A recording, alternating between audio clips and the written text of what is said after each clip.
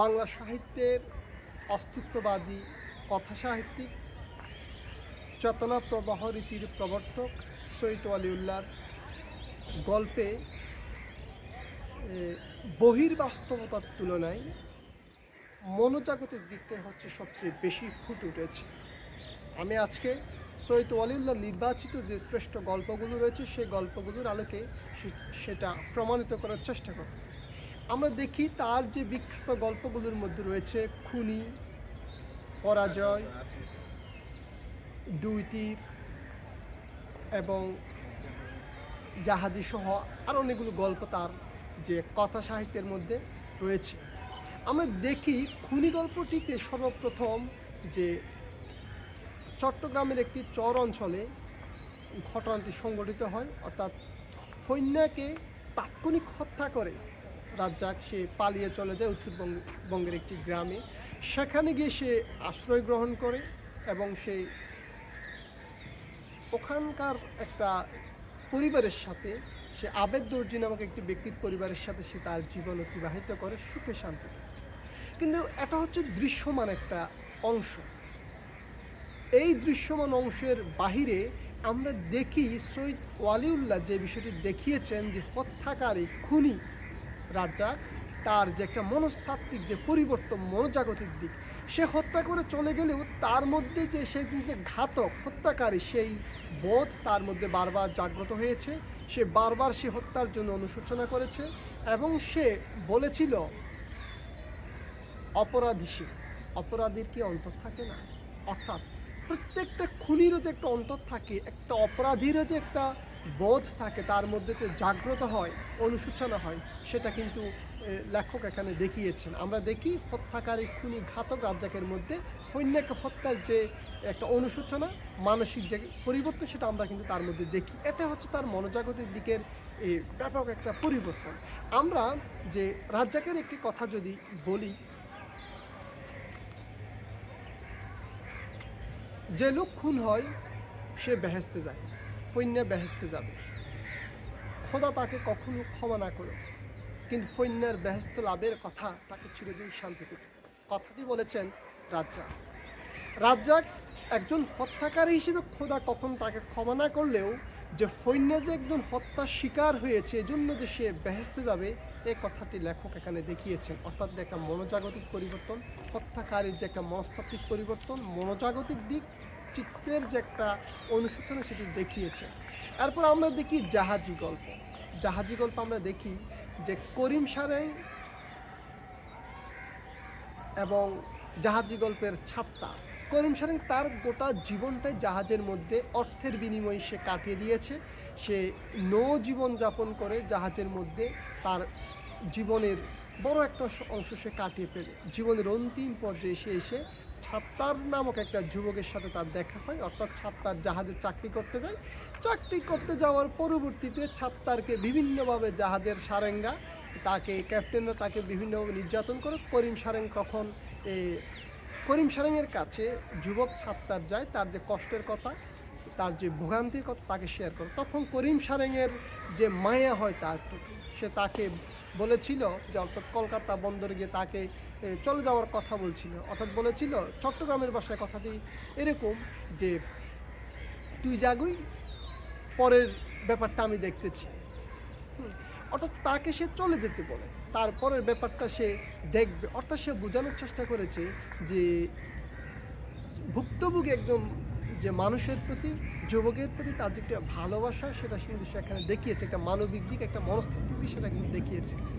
সবচেয়ে বড় কথা হচ্ছে করিম সারেং তার মধ্যে এমন একটা বোধ জন্মগ্রহণ হয়েছিল যে করিম সারেং বলেছিল, দীর্ঘ জীবন তো অতিক্রম করে এলাম, জীবনের এপার ওপার উল্টে পাল্টে দেখলাম, কিন্তু যৌবনের কল্পনায় যে স্বপ্ন দেখেছিলাম সে স্বপ্নেই রয়ে গেল, বাস্তব আর হলো না। আমরা দেখি করিম সারেংয়ের মধ্যে যে জীবনের যে একটা এই অপ্রাপ্তি বোধ সেটা তার মনের মধ্যে জাগ্রত হয়। সে বারবার সিদ্ধান্ত নেওয়ার পরেও যে সারেঙের কাজ ছেড়ে দিয়েছে সে কূলে চলে যাবে, সে কিন্তু যেতে পারে না। তার যে একটা সমুদ্রের সাথে তার যেটা মিশে যাওয়া এবং তার জীবনের যে ব্যর্থতার দিকগুলো তা সে বারবার অনুশোচনা করেছে, তার মধ্যে একটা মনস্তাত্ত্বিক পরিবর্তন, মনোজাগতিক যে একটা চিন্তা তার মধ্যে আমরা লক্ষ্য করি। এজন্য সে বলেছিল করিম সারেং নিঃসঙ্গ, তার ক্ষয়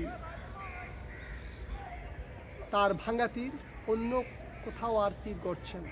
অর্থাৎ তার যে জীবন সেটা কোথাও তীর গড়ে না, শুধু ক্ষয় হয়েছে। অর্থাৎ সে বোঝানোর চেষ্টা করেছে বিবাহ করে নাই, তার যে বৈবাহিক জীবন নাই, তার সন্তান সন্ততি নাই, কিন্তু তার জীবনে ক্ষয় হচ্ছে, হায়াত কমে যাচ্ছে, তাকে পৃথিবী ছেড়ে চলে যেতে হবে, বার্ধক্যের ভার তার মধ্যে ধীরে ধীরে আসতেছে, কিন্তু তার যে নতুন প্রজন্ম সেটা কিন্তু তার না। অর্থাৎ তার জীবন ক্ষয়, তার জীবন পৃথিবীতে আর কোনো শিকড়, তার কোনো যে অস্তিত্ব অন্য কোনো প্রজন্মের মাধ্যমে সে রেখে যাচ্ছে না, এই অনুশোচনা তার মধ্যে জন্ম নিয়েছিল।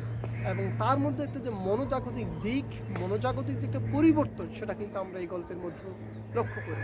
এরপর আমরা দেখি কেরায়া মাঝিরা নৌকো পারাপারের মাধ্যমে তারা তাদের জীবিকা নির্বাহ করত।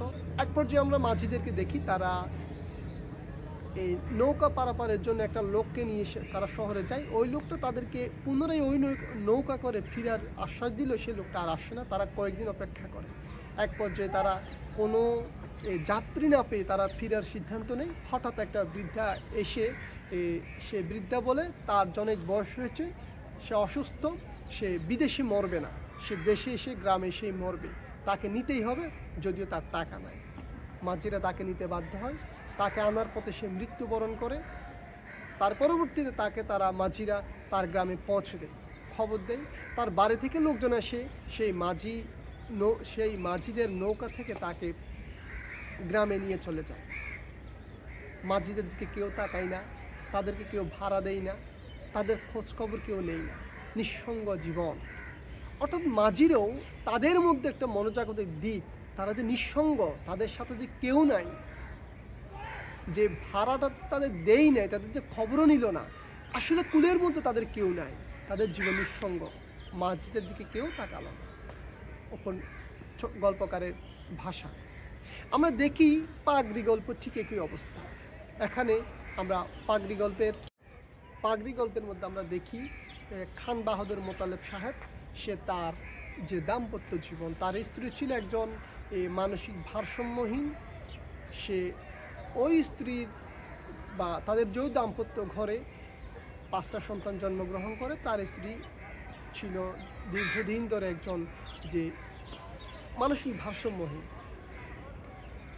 আমরা কখনো তাদের দাম্পত্য জীবনে আমরা মোতালেব সাহেবের জীবনে কখনো তার যে ঘাটতিটা উপভোগ করে, তার মধ্যে যে একটা নতুন যে বৈবাহিক জীবনের আকাঙ্ক্ষা আমরা কখনো দেখি না। কিন্তু 5 সন্তান জন্ম দেওয়ার পরে তার মধ্যে হঠাৎ এমন একটি বোধ জন্মায় যে তাকে আরেকটা বিবাহ করতে হবে, নতুন দাম্পত্য জীবনের দিকে সে আবার যায়। পাগড়ি গল্পে আমরা তার যে একটা মনস্তাত্ত্বিক পরিবর্তন, জীবনের বলতে গেলে যে যৌবনের অন্তিম পর্যায়ে সে নতুন করে আবার বিবাহ করেন, যে সংসার করার যে একটা স্বপ্ন, সাত জায়গা, সেটা কিন্তু আমরা এখানে দেখি। অর্থাৎ সৈয়দ ওয়ালিউল্লাহর এই পাগড়ি গল্পেও শেষ পর্যন্ত তাদের যে একটা মনোজাগতিক পরিবর্তন, যে মনের যে একটা আকাঙ্ক্ষা, সেটা আমরা দেখি। আমরা নয়নছাড়া গল্পেও দেখি, পরাজয় গল্পও দেখি, শেষ পর্যন্ত একটা যে মনোজাগতিক পরিবর্তন, বহির্জগতের থেকেও যে বেশি যে মনোজাগতিক পরিবর্তন, সেটার অন্যতম একটা গল্প আমরা দেখি যে নয়নছাড়া গল্প। আমরা দেখি যে শহরের উদ্দেশ্যে আমু সে চলে যায়, তাদের গ্রামের সবাই গ্রাম ছেড়ে শহরের উদ্দেশ্যে চলে যায়।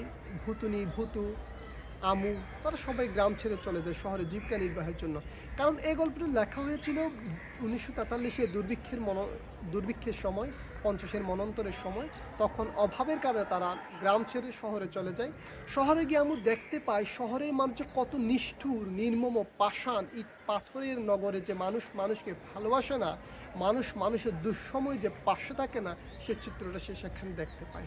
তাই যখন একটা নারী যখন তাদেরকে কিছু খাবার দিয়েছিল, তখন আমুর মনে হয়েছিল নিশ্চয়ই এই মেয়ের বাড়ি নয়নছাড়া গ্রাম।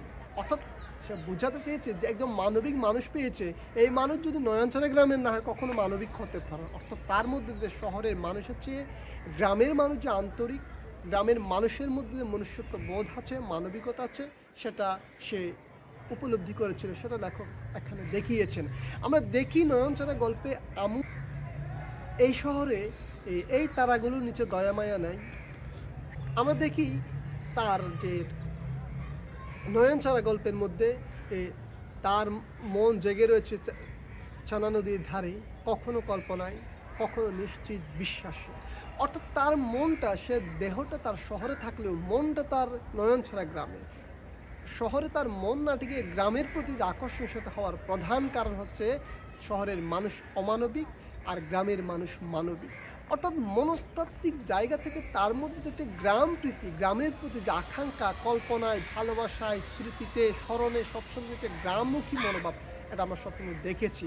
সার্বিকভাবে যদি বলি, নয়নছড়া, পরাজয়, দুই তীর, তেরাইয়া, পাগড়ি, এসব গল্পগুলোর মধ্যে আমরা বহির্বাস্তবতার তুলনায়, একটা দৃশ্যপটের তুলনায় যে একটা মানুষের মনোজাগতিক পরিবর্তন, বাহ্যিক বৈশিষ্ট্যের চেয়ে যে শেষ পর্যন্ত মানুষ যে মানসিক যে একটা তার যে চিত্তের যে একটা আকাঙ্ক্ষা, চিত্তের যে একটা পরিবর্তন, সেটা লক্ষ্য করি। কাজে আমরা বলতে পারি যে নয়নছড়া আমরা চৈত ওয়ালিউল্লাহর বিখ্যাত এই নির্বাচিত ছোট গল্পগুলোর মধ্যে আমরা দেখি যে বহির্বাস্তবতার তুলনায় যে মনোজাগতিক দিকটা বেশি পরিবর্তিত হয়েছে। ধন্যবাদ সবাইকে।